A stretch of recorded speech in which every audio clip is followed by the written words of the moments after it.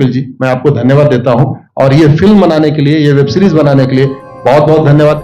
कहां का सत्यमेव जयते, कहां का सत्यमेव जयते, कहां का सत्यमेव जयते।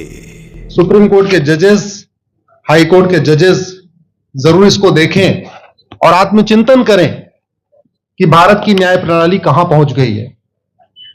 भारत में टोटल 5 करोड़ केसेस तो वो हैं जो district court, high court, supreme court में है।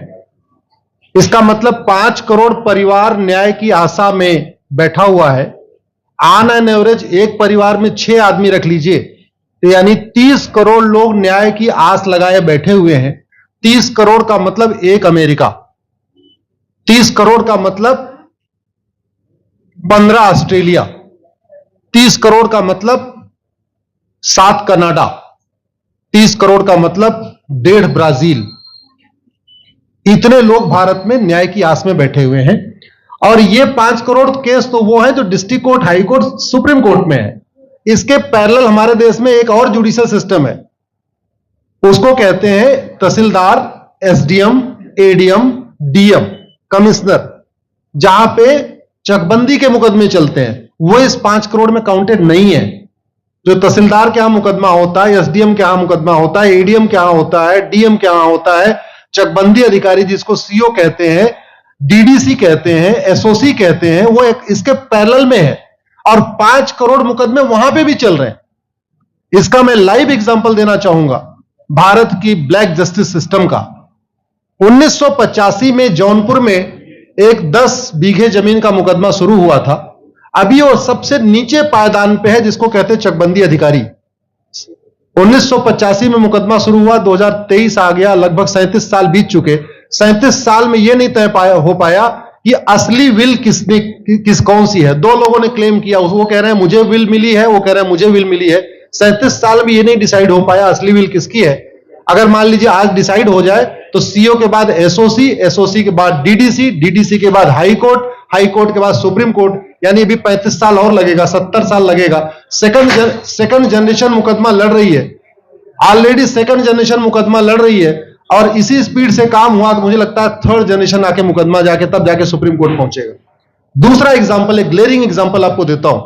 1971 के वॉर में पाकिस्तान में बम फेंकने वाले, पाकिस्तान के फौजियों के बहुत सारे बैंकर तोड़ने वाले एक कर्नल कबोत्रा है, पंचकुला में रहते हैं।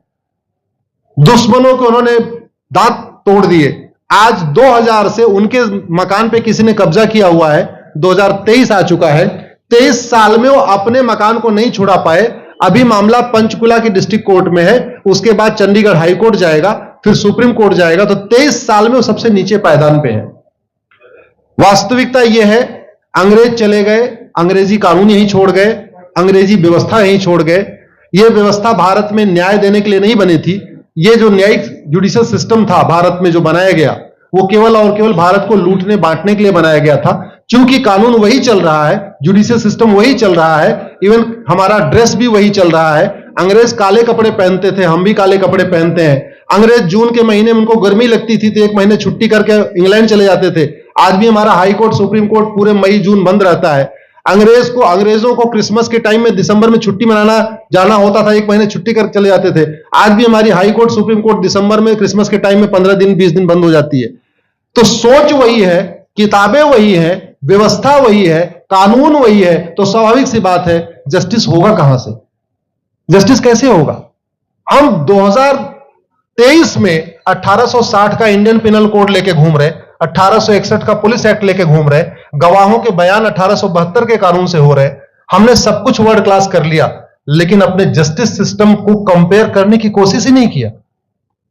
जितने में एक एयरपोर्ट बनता है, एक एयरपोर्ट बनाने में 25,000 करोड़ की लागत आती है। अगर हमारी सरकारों ने एक एयरपोर्ट की कीमत जुडिशियल सिस्टम पे खर्च कर दिया होता तो हमारी न्यायिक व्यवस्था अच्छी हो गई होती। आज घटिया, चूंकि अकाउंटेबिलिटी नहीं है, जुडिशियल सिस्टम में कोई अकाउंटेबिलिटी नहीं है। किसी के साथ न्याय हो जाए, अन्याय हो जाए, कोई फर्क नहीं पड़ता। निर्दोष को जेल हो जाए, जज की कोई अकाउंटेबिलिटी नहीं। दोषी को बेल हो जाए, जज की कोई अकाउंटेबिलिटी नहीं। लाखों लाख लोग जेल में सड़ रहे हैं, लाखों धोखेबाज भ्रष्टाचारी बाहर घूम रहे हैं, मूल कारण है ब्लैक जस्टिस सिस्टम। आपने बहुत अच्छा आपने इस पे वेब सीरीज बनाया है और इस देश में world class airport, world class highway, world class shopping mall, सब कुछ वर्ल्ड क्लास बना लिया। इनफैक्ट अपना मोबाइल का डेटा सुरक्षित रखने के लिए हमारे सांसद, विधायक, जज आईफोन भी यूज करते हैं। अमेरिका का आईफोन यूज करते हैं हमारा डेटा सुरक्षित हो जाए, लेकिन भारत सुरक्षित हो जाए उसके लिए यह नहीं देखते कि जापान में कौन सा कानून है, अमेरिका में कौन सा कानून है, सिंगापुर में क्या अच्छा चल रहा है। कनाडा में रेंट का मामला एक डेट में खत्म होता है। सिंगापुर में अभी कुछ दिन पहले एक व्यक्ति के पास 900 ग्राम गांजा पाया गया, उसको फांसी हुई है। दोबारा वहां ड्रग स्मगलिंग होगी क्या? तो भारत में चाहे वो ड्रग स्मगलिंग है, माफिया राज है, ह्यूमन ट्रैफिकिंग है, इन सब के लिए हमारा जस्टिस सिस्टम जिम्मेदार है। कोई भी अपराध होता है उसमें दो पक्ष होता है, एक पीड़ित, एक अपराध करने वाला। जो पीड़ित होता है वो चाहता है जल्दी उसको न्याय मिल जाए, अपराध करने वाला चाहता है मुकदमा लंबा चले। भारत का न्यायिक सिस्टम अपराध करने वाले के साथ खड़ा है। बलात्कारी चाहता है उसका मुकदमा 30 साल चले और मुकदमा 30 साल चलता है। भू माफिया चाहता है कि गरीब की जमीन पे कब्जा कर ले, उसका मुकदमा 50 साल चले और आज की डेट में मुकदमा 50 साल चल रहा है। इसका मतलब वर्तमान न्यायिक सिस्टम बलात्कारी के पक्ष में है, भू माफिया के पक्ष में है, ड्रग स्मगलर के पक्ष में है, ह्यूमन ट्रैफिकर के पक्ष में है, नक्सलियों के पक्ष में है, माओवादियों के पक्ष में है, जो लोग देश विरोधी काम कर रहे हैं उनके पक्ष में है। 40 साल 50 साल के बाद किसी व्यक्ति ने मिलावट करके लोगों का स्वास्थ्य खराब कर दिया, उसको 50 साल के बाद सजा हो रही है। इस बीच उसने कम से कम पता नहीं कितने लोगों का और भी कर दिया। तो ये जो जस्टिस सिस्टम होता है दवा की तरीके काम करता है। जैसे दवा अच्छी होती है बीमारी तुरंत ठीक हो जाती है, अगर दवा घटिया होती है तो बीमारी बढ़ जाती है। दवा खाने के बाद शरीर एज इट इज नहीं रहता, या तो बीमारी ठीक होती है या तो बीमारी बढ़ती है। अगर कोई आदमी एक गांव में किसी के साथ कुछ गलत कर दे, उसको 6 महीने के अंदर सजा हो जाए, साल भर के अंदर हो जाए, दूसरा अपराध वहां नहीं होगा। लेकिन अगर उस व्यक्ति को पनिशमेंट नहीं मिला तो स्वाभाविक सी बात है उसने उसको और मोटिवेट कर दिया। कहते नहीं ऐसे बुखार है, तुरंत 2 गोली खाइए बुखार ठीक हो गया, लेकिन अगर आपने दवा नहीं खाई या गलत दवा खा लिया तो टाइफाइड होगा या निमोनिया होगा। दुर्भाग्यवश ये हमारा जस्टिस सिस्टम यही कर रहा है। आज की डेट में जितनी समस्याएं हैं, चाहे वो घूसखोरी है, जमाखोरी है, मिलावटखोरी है, कालाबाजारी है, नशा तस्करी है, मानव तस्करी है, सोना तस्करी है, ड्रग स्मगलिंग है, या नक्सलवाद है, या माओवाद है, या कट्टरवाद है, जो भी समस्याएं हैं, उसका एक बहुत बड़ा कारण यह है कि हमारा जस्टिस सिस्टम उसको टैकल नहीं कर पा रहा है, उसको पकड़ नहीं पा रहा है, और इसीलिए भारत में अराजकता है।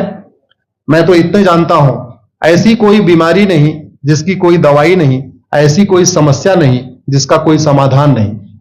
हम हर चीज के लिए बाहर से चीजें खरीदते हैं, तो हम ये क्यों नहीं देख रहे हैं कि आखिर चाइना का जस्टिस सिस्टम कैसा है, सिंगापुर का कैसा है, कनाडा का कैसा है, फ्रांस का कैसा है और अमेरिका का कैसा है।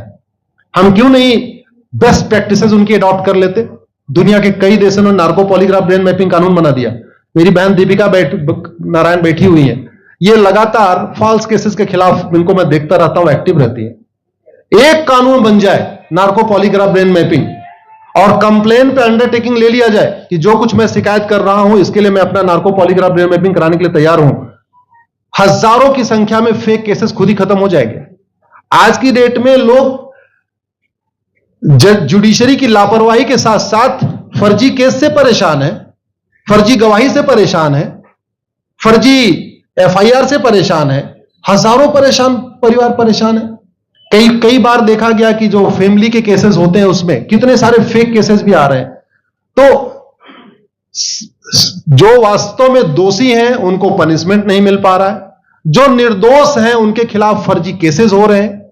आज की डेट में गांव में एक दबंग अगर जमीन कब्जा कर लेता है, किसी की हिम्मत नहीं पड़ती उसके खिलाफ कोई गवाही दे दे। लोगों को अपनी जमीन छुड़ाने में 30 साल लड़ना पड़ रहा है, 35 साल लड़ना पड़ रहा है। अगर 30 साल 35 साल के बाद कक्कड़ जी उसको अपनी जमीन मिल भी गई तो उसके साथ न्याय कहां हुआ? 35 साल में उसका टाइम बर्बाद हो गया, 35 साल में उसका पैसा बर्बाद हो गया, 35 साल वो मेंटल ट्रॉमा में रहा, 35 साल उसने तारीख पे तारीख झेली है। और मैं तो डिस्ट्रिक्ट कोर्ट में कई बार जाके देखा, ऐसे परिवारों को देखता हूं जिनके पास बस से आने के लिए पैसा नहीं है, साइकिल से आते हैं। ऐसे परिवारों को देखता हूं जो चाय नहीं पी सकते अपने पैसे से, बेचारे घर से रोटी बांध के और अचार लेके आते हैं, लेकिन वहां मजबूरी में वकील को पैसा देते हैं। तो हमारी कोर्ट कचहरी वास्तव में दलाली का अड्डा बन गया है। हमारी कोर्ट कचहरी भ्रष्टाचार का अड्डा बन गया है। और मैं दुख के साथ कहना चाहूंगा, अदालतों में न्याय हो नहीं रहा है, बल्कि न्याय बिक रहा है। जिनके पास पैसा है, वो उन्होंने कितना बड़ा क्राइम किया हो, मर्डर किया हो, रेप किया हो, उनको जमानत हो रही है। और जिनके पास नहीं है, वो बेचारे जेल में सड़ रहे हैं। कई बार तो देखा गया, मैंने मेरे मर्डर किया एक्स अनंत सिंह ने, लेकिन एक्स अनंत सिंह बाहुबली थे, उन्होंने थानेदार को 20 लाख रुपए दिया, वो वाई अनंत सिंह को लेकर जेल में डाल दिया। नाम वही है। अब उसके बाद क्या हुआ, 20 साल मुकदमा चला और फिर सबूत के अभाव में छूट गया। तो जिसने मर्डर किया वो तो कभी जेल गया ही नहीं। एक निर्दोष जेल गया, 10-20 साल के बाद उसने अपना जमीन बेचा, सब कुछ किया, मां बाप सब कुछ तबाह हो गए, फिर वो सबूत के अभाव में छूट रहा है। तो सबूत के अभाव में अगर 20 साल के बाद छूट भी गया हो, उसका 20 साल कौन लौटाएगा? उसके 20 साल के लिए कौन जिम्मेदार है? उसके 20 साल जो बर्बाद हुआ, उसके लिए संविधान की शपथ लेने वाले जिम्मेदार हैं। संविधान के प्रियम्बल में लिखा है, हम आपको जस्टिस देंगे, हम आपको न्याय देंगे। न्याय देने की जिम्मेदारी किसकी? जिन्होंने शपथ लिया। शपथ कौन लेते हैं? जजेस लेते हैं, सांसद, विधायक, मंत्री लेते हैं। तो आज की डेट में अगर लोगों को न्याय नहीं मिल रहा है, तो इसके लिए वही जिम्मेदार हैं जो संविधान की शपथ लेते हैं। संविधान की शपथ लेने वालों को वेतन, भत्ता, गाड़ी, बंगला इसीलिए मिलता है कि लोगों को न्याय मिल सके, फास्ट जस्टिस मिले, कंप्लीट जस्टिस मिले। अनफॉर्चुनेटली कंप्लीट जस्टिस मिलने में तो 50-60 साल लग जाता है, फास्ट जस्टिस तो सपना हो गया है। इसलिए आज आपने जो ये वेब सीरीज बनाई है, मैं आपको धन्यवाद देता हूं। एक ऐसे विषय पे जिसपे कोई टच नहीं करता, लेकिन जिससे करोड़ों लोग पीड़ित हैं। मैंने कहा ना, 5 करोड़ लोग सीधे district court, high court, supreme court के केसेस से पीड़ित हैं, और 5 करोड़ मुकदमे एसओसी, डीडीसी, तहसीलदार के यहां चल रहा है। तो अगर 5 करोड़ से 30 करोड़ लोग इधर पीड़ित हैं, तो उधर भी पीड़ित है। वास्तव में बहुत बड़ी संख्या भारत में इसी से पीड़ित है। और अपराध, भ्रष्टाचार और जितनी भी अराजकता चल रही है, उसका मूल कारण भी यही है। जस्टिस सिस्टम अच्छा हो जाए, कानून सख्त हो जाए, कानून का खौफ पैदा हो जाए, न्यायपालिका का खौफ पैदा हो जाए, और ये थाने जो दलाली के अड्डे बन गए हैं, तहसील जो दलाली का अड्डा बन गया है, डिस्ट्रिक्ट कोर्ट जो कमीशनखोरी का अड्डा बन गया है, अगर इस पे कंट्रोल हो जाए तो वास्तव में भारत में फिर से राम राज्य आ सकता है।